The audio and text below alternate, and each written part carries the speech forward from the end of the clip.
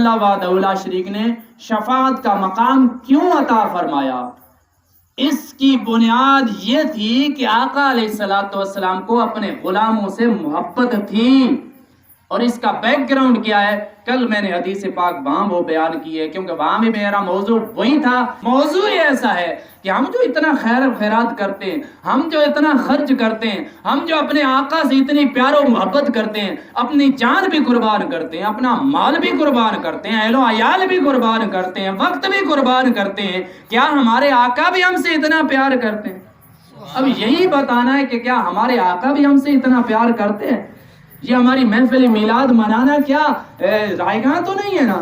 ہماری آقا علیہ الصلوۃ والسلام کی محبت میں یہ اکٹھے ہو کہ بیٹھنا ہمیں کام دے گا یا نہیں دے گا.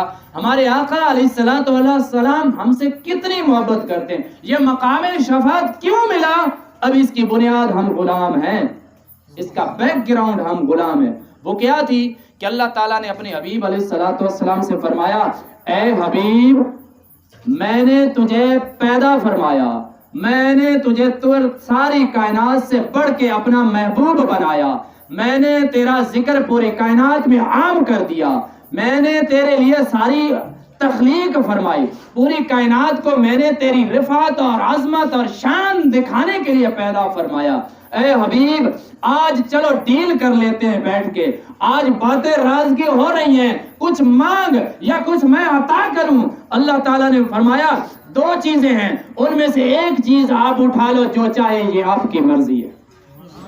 فرمایا خیر تو مجھے اختیار دیا گیا کہ چاہے تو اپنی آدھی امت بغیر حساب و کتاب کے بخشوا لو، آدھی کر دے امت، آدھی امت بغیر حساب و کتاب کے بخشوا لو. اللہ تعالیٰ نے اپنے حبیب علیہ الصلوۃ والسلام سے فرمایا کہ آدھی امت بغیر حساب و کتاب کے بخشوا لو. بڑا پیکج تھا کہ آدھی تو بخشوا لیتے ہیں اور آدھی جو ہے اس میں کچھ نیکیاں بھی کرنے والے ہوں گے، کچھ اولیاء بھی ہوں گے، کچھ صالحین بھی ہوں گے، کچھ شہداء بھی ہوں گے، کچھ نیکوکار بھی ہوں گے، کچھ لوگ عبادت کرنے والے بھی ہوں گے. آدھی تو بغیر حساب و کتاب کے بخش دو نا، پھر پتہ نہیں خدا کا جلال ہوگا یا خدا کا جمال ہوگا. اگر جمال ہوا تو پھر تو بخش دے گا، اگر جلال میں خدا ہوا تو پتہ نہیں بات سنے گا یا نہیں. یہ تو بات روزہ روشن کی طرح ظاہر ہے کہ قیامت کے دن خدا وحدہ لا شریک اتنے جلال میں ہوگا کہ کسی نبی کو یہ جرأت نہیں پڑے گی کہ رب العالمین حساب و کتاب شروع کر دیجیے. ساری قوم، ساری امتیں پریشان ہوں گی کہ جو بھی فیصلہ ہونا ہے دوزخ ہو یا جنت ہو یا جہنم ہو، لیکن فیصلہ ہو اس میدان سے جان چھوٹے، لیکن کسی کو جرأت نہیں پڑ رہی ہوگی کہ خدا کی بارگاہ میں عرض رکھے. ساری امتیں آدم علیہ السلام سے لے کر میرے آقا علیہ الصلوۃ والسلام سے پہلے عیسیٰ علیہ السلام تک جائیں گی کہ سفارش کریں کہ حساب و کتاب ہی کم از کم شروع ہو جائے، لیکن کسی نبی کو یہ جرأت نہ ہوگی، خدا کا اتنا جلال ہوگا. تو یہ تو روز روشن کی طرح ظاہر تھا کہ اس دن خدا تو جلال میں ہوگا. تو پھر میں آج ہی آدھی بخشوا لوں. میرے آقا مولا علیہ الصلوۃ والسلام چاہتے تو آدھی امت بخشوا لیتے، لیکن فرمایا نہیں، کیونکہ حریص علیکم، اے امتیو، اللہ تعالیٰ فرما رہا ہے اے میرے حبیب علیہ الصلوۃ والسلام کے غلاموں، جو نبی میں نے تمہیں عطا کیا ہے وہ تم سے اتنا پیار و محبت کرتا ہے کہ تمہاری ترقی ان کے لیے خوشی کا باعث بنتی ہے. تمہاری کامیابی میرے آقا علیہ الصلوۃ والسلام کو راحت ملتی ہے. تو اللہ تعالیٰ کے حبیب علیہ الصلوۃ والسلام نے فرمایا اگر میں چاہتا تو آدھی امت بخشوا لیتا، لیکن مجھے ان امتیوں کا خیال تھا، ان امتیوں سے زیادہ محبت اور پیار تھا کہ جو آدھی میں بچ جاتے پھر وہ جہنم میں نہ چلے جاتے. تو میں نے شفاعت کو قبول فرما لیا. اللہ تعالیٰ نے فرمایا چاہے تو آدھی امت تو بخشوا لے بغیر حساب و کتاب کے، چاہے تو قیامت کے دن شفاعت کا مقام میں تجھے عطا کروں گا. اب تیری مرضی، آدھی امت بغیر حساب کتاب کے بخشوانی ہے یا قیامت کے دن مقام شفاعت حاصل کرنا ہے. تو میرے نبی علیہ الصلوۃ والسلام نے فرمایا میں مقام شفاعت حاصل کروں گا یا رب العالمین. اب یہ جو میں نے پہلے حدیث پاک بیان کی اس میں یہی ہے کہ مجھے شفاعت عطا کی گئی، کیوں کہ میں نے خود پسند کیا تھا کہ رب مجھے شفاعت کا مقام عطا فرمائے، کیونکہ میں نہیں چاہتا کہ میرا ایک امتی بھی جہنم میں چلا جائے، میں نہیں چاہتا کہ میرے ایک امتی کو بھی تکلیف ہو، میرا ایک امتی بھی پریشان ہو، پھر میرا امتی کی پریشانی مجھے میری تکلیف کا باعث بنے گی، میں نے آدھی امت کا پیکج چھوڑ دیا، شفاعت کا مقام حاصل کر لیا۔ تو دوستو یہ ہے محبت رسول، ہمارے آقا کو ہم سے اتنی محبت کہ اتنا بڑا پیکج چھوڑ دیا، اور خدا وحدہ لا شریک نے مقام شفاعت عطا فرما دیا۔ اللہ وحدہ لا شریک کے حبیب علیہ السلام فرماتے ہیں کہ اللہ وحدہ لا شریک مجھے مقام شفاعت عطا فرمائے گا، ساری جو قومیں ہیں، ساری امتیں ہیں وہ پریشان حال ہوں گی، ساری امتیں پریشان حال ہوں گی، آدم علیہ السلام کے پاس جائیں گے، آدم علیہ السلام ابراہیم علیہ السلام کے پاس بھیجیں گے، ابراہیم حضرت موسیٰ علیہ السلام کے پاس بھیجیں گے، موسیٰ علیہ السلام حضرت عیسیٰ علیہ السلام کے پاس بھیجیں گے، اور سارے کہیں گے کہ ہمیں یہ جرأت نہیں پڑ رہی کہ خدا کی بارگاہ میں اتنا ہی کہہ دیں کہ رب العالمین حساب و کتاب کر، اور میرے نبی علیہ السلام کی بارگاہ مقدس میں جب آئیں گے تو عرض کریں گے یا رسول اللہ صلی اللہ علیہ وسلم، خدا کی بارگاہ میں اتنا تو عرض کر دیجئے کہ حساب و کتاب شروع ہو جائے، پھر جو بھی فیصلہ ہونا سو ہو۔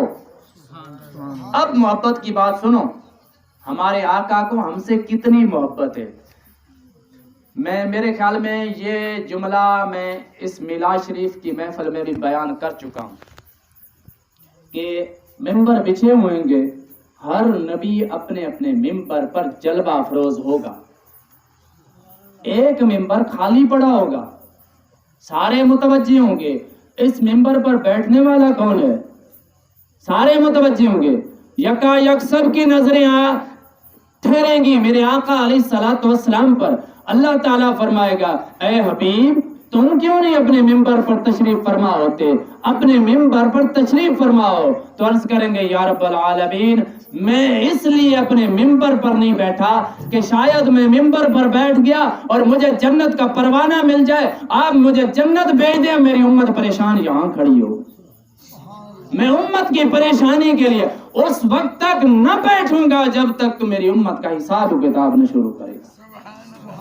یا اللہ جس طرح ہمارے جملے میں ایسے کہے کہ یا اللہ تو جان تیری قیامت جانے میری امت کا حساب شروع کر، بس میری امت کا حساب و کتاب شروع کر۔ اب سوال اٹھا کہ یا رسول اللہ صلی اللہ علیہ وسلم آپ ایسے ہی کہہ دیتے کہ یا اللہ انہیں جنت عطا کر، حساب و کتاب کا کیوں کہا؟ یا اللہ انہیں جنت عطا کر، حساب و کتاب کا کیوں کہہ دیا؟ یہ ہمارے ذہن میں بھی سوال آ رہا ہے، کیونکہ میرے نبی کو اپنے رب پر اتنا بھروسہ تھا کہ رب نے جو فرمایا تھا کہ میں نے تجھے شفاعت کا مقام عطا فرمایا، میرے آقا علیہ السلام یہ جانتے تھے کہ خدا میری بات مانے گا۔ اب حساب و کتاب شروع ہونے کے لیے میں نے اس لیے کہا کہ رب العالمین جو تیرا وعدہ اپنے بندوں سے کہ جو نیکیاں کرے گا، میری عبادت کرے گا، نیک ہوگا، میں اسے جنت عطا کروں گا۔ اب جنہیں تو نے جنت عطا کرنی انہیں جنت عطا کر، جن کے لیے جہنم علیحدہ کر، پھر مجھے پتا چلے کہ میں نے سفارش کن کی کرنی ہے، پھر مجھے پتا چلے نا کہ میں نے سفارش کس کی کرنی ہے۔ تو نے جو اپنے نکالنے ہیں نا جنتی ان کو نکال، اولیاء کاملین صدیقین شہداء صالحین ان کو نکال، تو یہ تیرے ہیں۔ اب جو گناہگار بچتے ہیں نا میں دیکھوں وہ کون سے گناہگار ہیں، میں ان کی سفارش فرماؤں گا، ان کی شفاعت فرماؤں گا۔ پھر میرے آقا علیہ السلام نے فرمایا کہ میری شفاعت امت کے کبیرہ گناہ والوں کے لیے ہوگی۔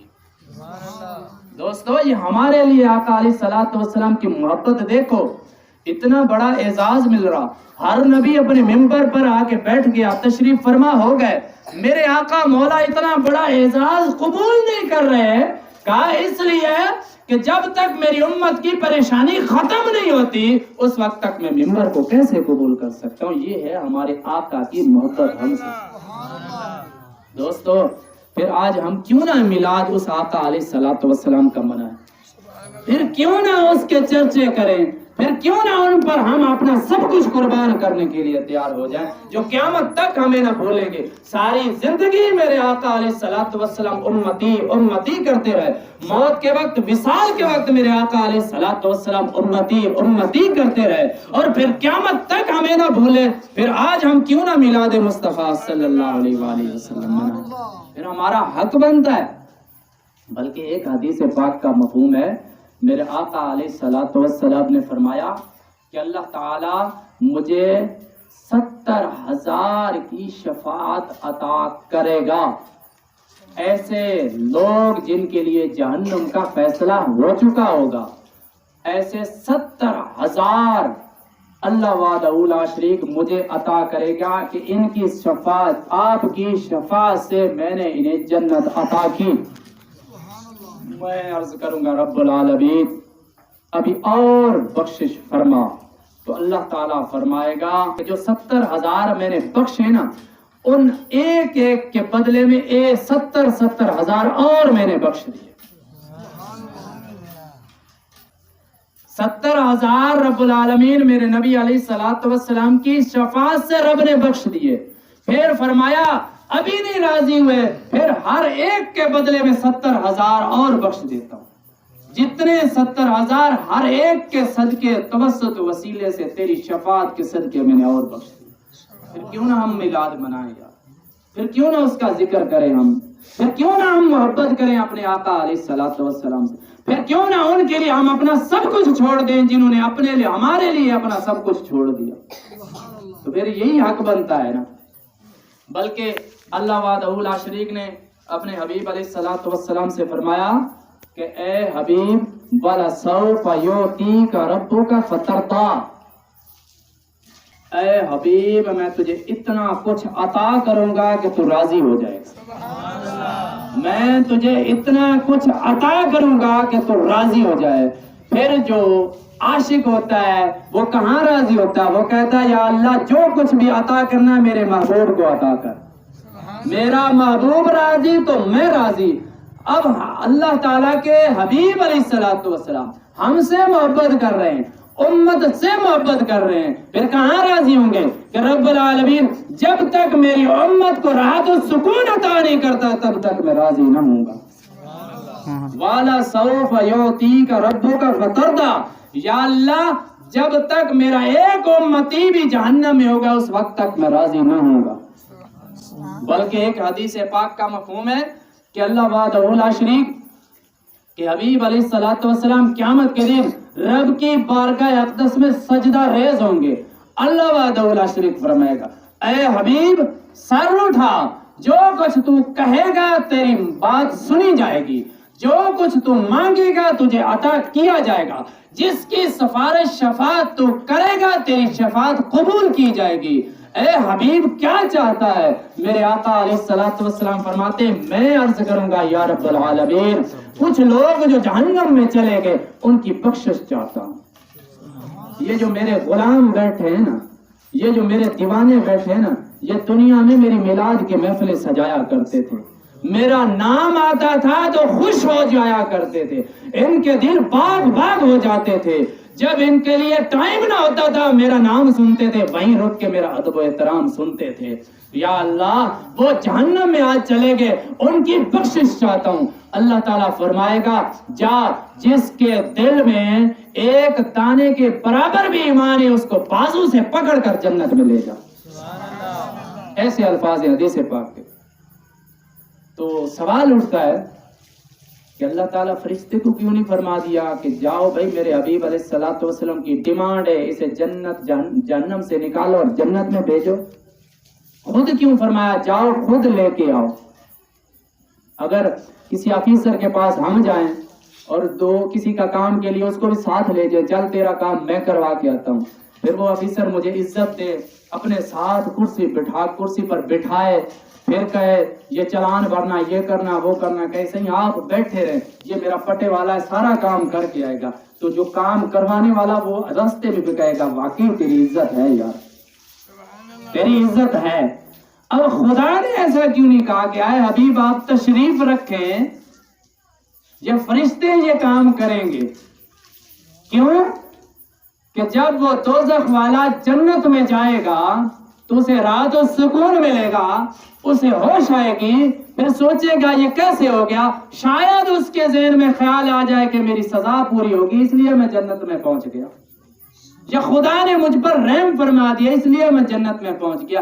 یہ سوچ اے حبیب اس کے ذہن میں آنی نہیں چاہیے، خود ہاتھ سے پکڑو جنت میں لے جاؤ تاکہ اسے پتہ چلے کہ میرا مالک مجھے لے کے آیا ہے۔ اتنی محبت ہے میرے آقا علیہ الصلوۃ والسلام کو اپنے غلاموں سے، ہم کون ہیں؟ آقا علیہ الصلوۃ والسلام کے غلام ہیں نا، ہم سے اتنی محبت، اگر ہم اپنے اعمال کی وجہ سے جہنم میں چلے بھی گئے، خدا وحدہ لا شریک حکم فرمائے گئے حبیب جائیں ان کا بازو پکڑ کے جنت میں لے جائیں، ایسا ہی ہوگا۔ پھر آئیں گے میرے آقا علیہ الصلوۃ والسلام، پھر سجدہ ریز، اے حبیب سجدے سے سر اٹھائیں، اب کیا ہے؟ پھر وہی سوال، آپ جو کچھ فرمائیں ہم سنیں گے، آپ جو کچھ مانگیں ہم عطا کریں گے، آپ جس کی سفارش شفاعت کریں گے ہم قبول کریں گے۔ اللہ تعالیٰ کی بارگاہ مقدس میں میرے آقا علیہ الصلوۃ والسلام عرض کریں گے یا رب العالمین، اب آپ نے فرمایا تھا جس کے دل میں دانے کے برابر بھی ایمان ہے اسے نکال لا، کچھ ایسے بھی میرے غلام تھے دانے سے کم ان کے دل میں ایمان تھا، نظر وہاں بھی پڑ گئی کہ یہ بھی میرا غلام ہے، پہچان لیا۔ بس لوگوں میں آپ سے یہی بات کرتا ہوں، کچھ ایسا کرو کہ پہچان بن جائے ہماری، اپنی پہچان بناؤ کہ میرے آقا پہچان جائیں کہ یہ میرا غلام ہے، کچھ نیا کرو کہ ہماری پہچان بن جائے، کچھ ایسا دنیا میں کر کے جاؤ کہ ہماری پہچان بن جائے۔ بس پہچان بنانی ہے، پہچان بنانا ہمارا کام ہے، اور غلام بنانا میرے آقا علیہ الصلوۃ والسلام، پہچان بناؤ۔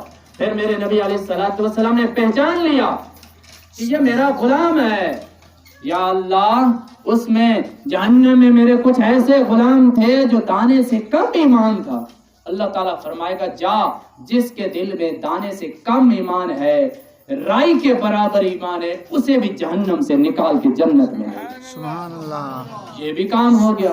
پھر آگے سجدہ ریز میرے آقا علیہ الصلوۃ والسلام، کتنی محبت ہے ہمارے آقا کو ہم سے۔ تیسری بار اگر آفیسر مہربان ہو، ہم کوئی ڈیمانڈ کریں، پھر یار نہیں ایسے نہیں ایسے کر، تیسری بار پھر وہ کہنے انج نہیں انج کرانا ہے، تو اسی وہ نہ لڑ پڑا چھاڑ تو میری بےزتی کراؤں، ایسے ہوتا ہے نا۔ تو اللہ تعالیٰ کے حبیب علیہ الصلوۃ والسلام تیسری بار پھر سجدے میں چلے جائیں گے، یا رب العالمین وہاں کچھ ایسے لوگ بھی موجود تھے، میرے غلام ایسے بھی موجود تھے جن کو میں نے پہچان لیا، انہوں نے کچھ دنیا میں ایسا کیا کہ ان کی پہچان بن گئی، میں نے آج پہچان لیا یہ میرے غلام ہے، پر ان کے دل میں رائی کے دانے سے کم ایمان تھا۔ اللہ تعالیٰ فرمائے گا جا انہیں بھی جنت میں لے جا۔ بلکہ ایک اور روایت میں ایسے آتا ہے کہ اللہ تعالیٰ کے حبیب علیہ الصلوۃ والسلام پھر چوتھی بار پھر سجدے میں جائیں گے، اللہ تعالیٰ فرمائے گا اے حبیب وہی سوال کہ مانگو جو کچھ تجھے عطا کیا جائے گا، آپ کہیں آپ کی سنی جائے گی، آپ شفاعت فرمائیں آپ کی شفاعت قبول کی جائے گی۔ اب حبیب علیہ الصلوۃ والسلام آپ شفاعت کریں جس کی، یا اللہ اب کچھ ایسے لوگ تھے جن کے دلوں میں رائی کے دانے سے کم 3 دفعہ الفاظ ہے، کم ترین ایمان موجود تھا، صرف کلمہ پڑا تھا، ان کے دل میں کلمہ تھا، جنہوں نے زندگی میں ایک بار لا الہ الا اللہ محمد رسول اللہ پڑھا تھا، وہ بھی میرے غلام تھے، میں نے پہچان لیا۔ اب وہ ہیں تو ان کو اللہ تعالیٰ فرمائے گا انہیں بھی جہنم میں جاؤ، بازو سے پکڑو، انہیں بھی جنت میں لے کے جاؤ، حتیٰ کہ سارے امتی جہنم سے نکال کر جنت میں میرے آقا علیہ الصلوۃ والسلام لے کے جائیں گے، حتیٰ کہ حدیث پاک کے الفاظ ہیں کہ فرشتے کو یہ کہنا پڑے گا ہے میرے آقا آپ نے تو رب کے غضب کے لیے ایک امتی بھی جہنم میں نہ چھوڑا۔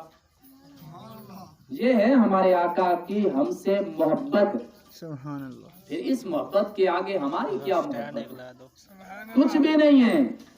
بلکہ ایک حدیث پاک کا مفہوم ہے، یہ آخری جملہ ہے، اللہ تعالیٰ ہماری حاضری قبول فرمائے۔ ایک حدیث پاک کا مفہوم ہے کہ اللہ وحدہ لا شریک مجھے شفاعت کا مقام عطا فرمائے گا، میں اپنے غلاموں کی شفاعت کروں گا۔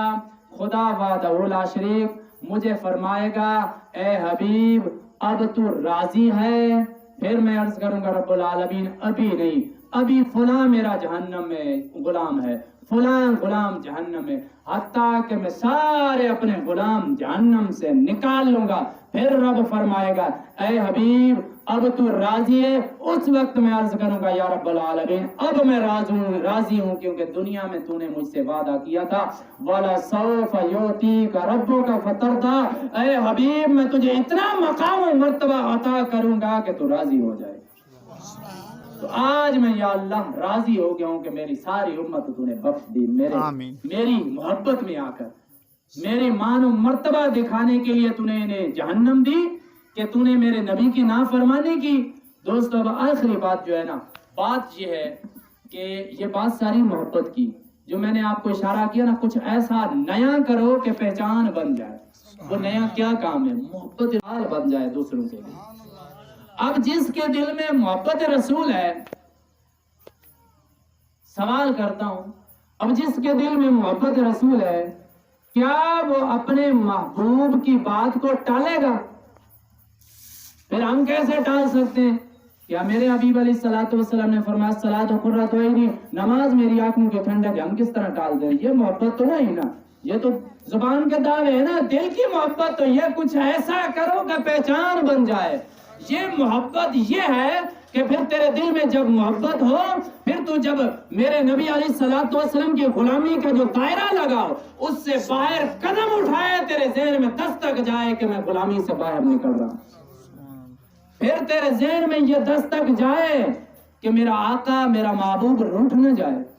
اگر یہ سوال ہر بار تیرے ذہن میں آئے کہ مجھ سے کوئی ایسا کام نہ ہو جائے جس سے میرا مالک مجھ سے روٹھ جائے، میں کچھ ایسا کرنے کے لیے تیار رہوں جس سے میرا مالک راضی ہو جائے، تو پھر تو ہے محبت رسول صلی اللہ علیہ وآلہ وسلم۔ اگر پھر آقا علیہ الصلوۃ والسلام کی احکام کی پابندی نہیں ہے تو پھر یہ زبان کے دعوے، پھر شاید یہ دعوے ہماری پہچان نہ بن سکیں۔ لوگوں میں آج یہ کھل کے بات کر رہا ہوں کہ زبان کے دعوے شاید ہماری پہچان نہ بن سکے۔ اگر ہماری پہچان بننی ہے تو محبت رسول دلوں میں پیدا کرو، اتنی پیدا کرو کہ آپ علیہ الصلوۃ والسلام کے کسی حکم کو پیٹھ نہ ہو۔ پھر اگر اتنی محبت پیدا ہوگی تو پھر دنیا میں بھی خدا ہمیں عزت عطا کرے گا، آخرت میں بھی خدا ہمیں عزت عطا کرے گا۔